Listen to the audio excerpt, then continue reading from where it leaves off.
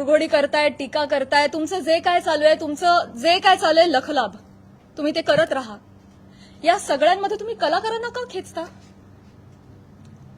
आम्हा कलाकारांचा ह्याच्यामध्ये काय संबंध? काय बीडमध्ये काहीतरी कायदा सुव्यवस्थेचा काही प्रश्न निर्माण झालेला आहे, त्याच्यावर भाष्य करत असताना कलाकारांवर गाडी का घसरते?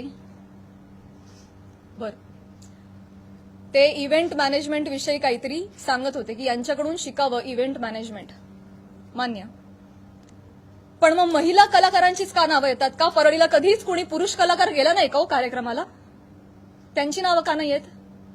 इव्हेंटमॅनचं तुम्हाला जर एक उदाहरण द्यायचं आहे तर पुरुष कलाकारांची नावं घ्या ना.